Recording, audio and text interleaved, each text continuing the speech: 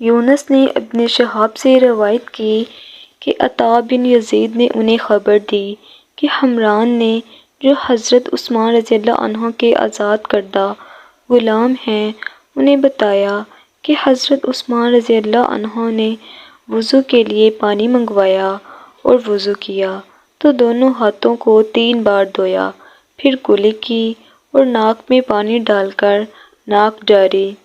پھر 3 بار چہرہ دھویا، پھر 3 بار دایاں بازو کہنیوں تک دھویا، پھر اسی طرح بایاں بازو دھویا، پھر اپنے سر کا مسح کیا، پھر 3 بار اپنا دایاں پاؤں ٹخنوں تک دھویا، پھر اسی طرح بایاں پاؤں دھویا۔ پھر کہا، میں نے رسول اللہ صلی اللہ علیہ وسلم کو دیکھا تھا کہ آپ نے اسی طرح وضو کیا جس طرح میں نے اب کیا ہے۔ پھر رسول اللہ صلی اللہ علیہ وسلم نے فرمایا، جس شخص نے میرے اس وضو کی طرح وضو کیا پھر اٹھ کر 2 رکعتیں ادا کیں، ان دونوں کے دوران میں اپنے آپ سے باتیں نہ کیں،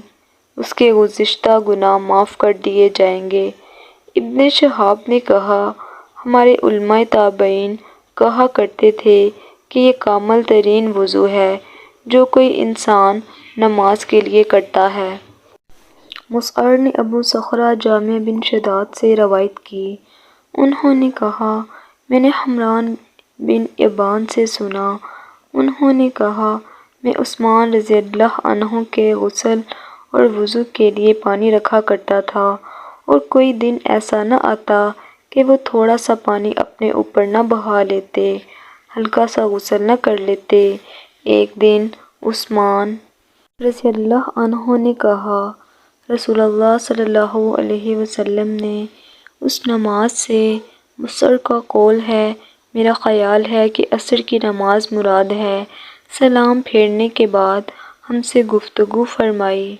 آپ نے فرمایا، میں نہیں جانتا کہ ایک بات تم سے کہہ دوں یا خاموش رہوں۔ ہم نے عرض کی،